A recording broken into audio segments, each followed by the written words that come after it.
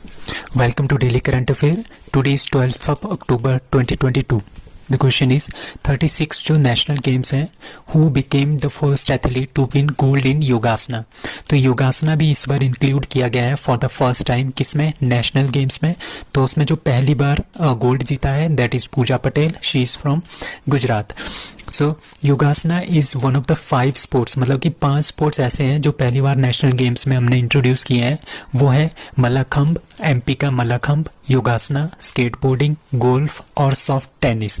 ठीक है. और जो ये योगासना है इन्होंने अपना डेब्यूट किया था, मतलब कि जो योगासना है ये हमने खेलो इंडिया यूनिवर्सिटी गेम्स में भी इंट्रोड्यूस किया था, बट नेशनल लेवल में ये पहली बार कहाँ पे आया है? नेशनल गेम्स में पहली बार इसको इंट्रोड्यूस किया गया है 36 नेशनल गेम्स में. So Pooja Patel of Gujarat won the first gold medal in yogasana. Who founded Samajwadi Party. Samajwadi Party की स्थापना किसने की थी? That is Mulayam Singh Yadav. ठीक है. He was the ex prime minister, ex chief minister of Uttar Pradesh. ठीक है. Mulayam Singh Yadav, founder of Samajwadi Party, the former chief minister of Uttar Pradesh, passed away at the age of 82 years में इनका निधन हो गया है. कहाँ पे? Private hospital Gurgaon. उनका नाम है Medanta.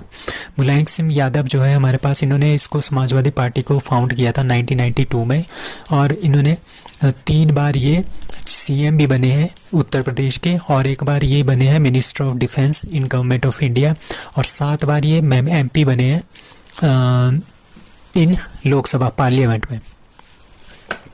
Who won Astana Open tennis tournament? That is C Novak जोकोविच. तो नोवाक जोकोविच ने क्या किया है? अपने कैरियर का 90वां जो 90th कैरियर चैम्पियनशिप है वो जीता है. ठीक है. और 4th इन 2022 इन्होंने किसको हराया है? स्टेफेनोस tsitsipas. इनको इन्होंने हराया है फाइनल में.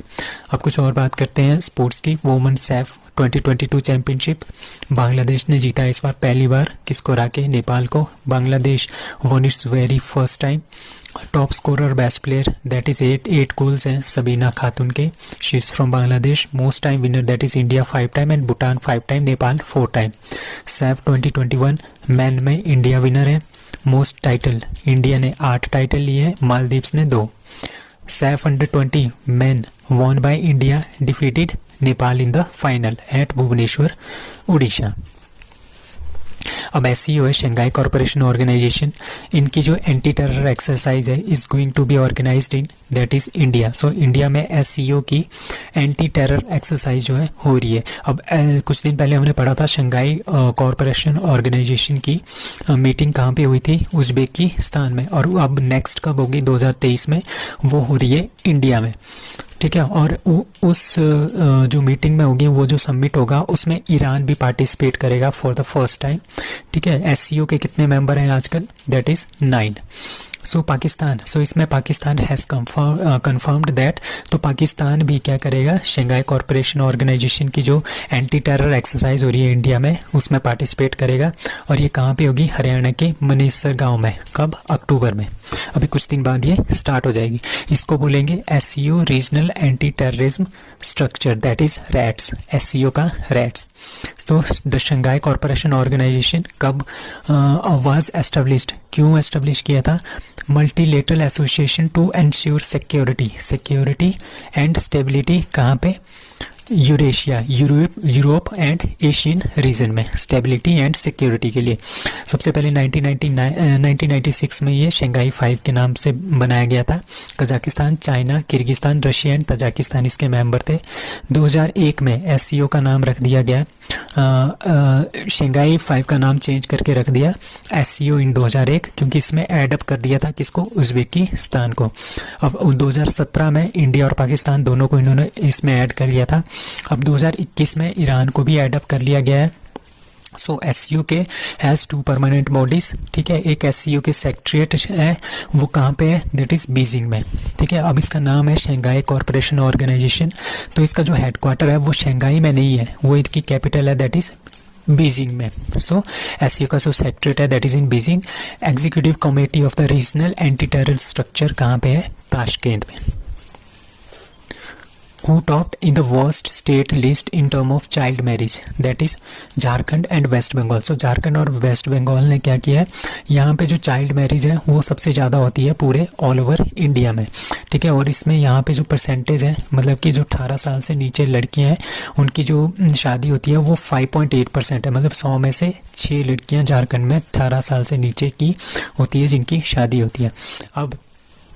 अब हमारे पूरे ऑल नेशनल लेवल में हमारे पास परसेंटेज कितनी है, 1.9, मतलब कि 2 लड़कियां 100 में से जिनकी शादी 18 साल से कम उम्र में होती है। और ये केरला में 0% है और सबसे ज़्यादा झारखंड में है 5.8%। अब हम बात करते हैं 21 साल की लड़कियों की, जो 21 साल की लड़कियां होती है जिनकी शादी होती है, तो वेस्ट बंगाल में ये सबसे ज़्यादा है 55%, ठीक है। अभी 21 साल से नीचे जो लड़कियां होती हैं जिनकी शादी होती है, वेस्ट बंगाल में ये सबसे ज़्यादा है, दैट इज़ 55%। और झारखंड में ये दूसरे नंबर पर है 54.6%। और पूरे इंडिया में इसका एवरेज है 30 या 29.5% ऑफ द टोटल पॉपुलेशन। सो महाकाल लोक corridor, first phase of Mahakaleshwar temple which is going to be opened by PM is located in, that is D, Madhya Pradesh. सो मध्य प्रदेश है महाकाल लोक हम बना रहे हैं कहाँ पे, ये कॉरिडोर है महाकालेश्वर टेम्पल में जो कि शिवा का टेम्पल है। कहाँ पे है, दैट इज़ इन मध्य प्रदेश। ये क्यों कर रहे हैं हम, ये इसलिए कर रहे हैं जो पिलग्रिम्स आएंगे, ठीक है, जो बंदे हैं वहाँ पे आएंगे पूजा करने के लिए, उनकी कैपेसिटी, उनका एक्सपीरियंस अच्छा हो, ठीक है, यहाँ पे आने के लिए, और टूरिज्म, जिसकी वजह से क्या हो जाएगा, टूरिज्म भी इंक्रीज हो जाएगा। और मध्य प्रदेश के chief minister that is Shivraj Singh Chouhan. Malabar naval exercise जो क्वाड की एक्सरसाइज है is going to be organised in, that is C, Japan. इस बार ये जापान में होगी। 1990 में, सॉरी 1992 है शायद यहाँ पे, मालाबार एक्सरसाइज जो है इंडिया और यूएसए के बीच में होती थी, ठीक है। अब 2020 में ये पहली बार हुआ क्वाड, ठीक है। क्वाड में कौन कौन सी कंट्रीज है, Australia, India, Japan and USA, इनके बीच में एक्सरसाइज हुई, फर्स्ट नेवल एक्सरसाइज मालाबार, ठीक है। 2021 में इसको होस्ट किया था यूएसए ने, अब 2022 में to be hosted by Japan. Where will the world's tallest Shiva statue विश्वास स्वरूपम शिवा का एक बहुत बड़ा स्टैच्यू है, is going to be inaugurated at, that is Rajsamand Rajasthan. तो राजसमंद राजस्थान में लॉर्ड शिव जी का सबसे बड़ा स्टैच्यू, वर्ल्ड का सबसे बड़ा स्टैच्यू विश्वास स्वरूपम, ये कहाँ पे इंस्टॉल हो रहा है, राजसमंद राजस्थान में। इसकी हाइट होगी 369 फीट एट नाथद्वारा यहाँ पे जगह का नाम है, डिस्ट्रिक्ट है राजसमंद, और कहाँ पे है, state, that is Rajasthan. So that's all for today, thank you.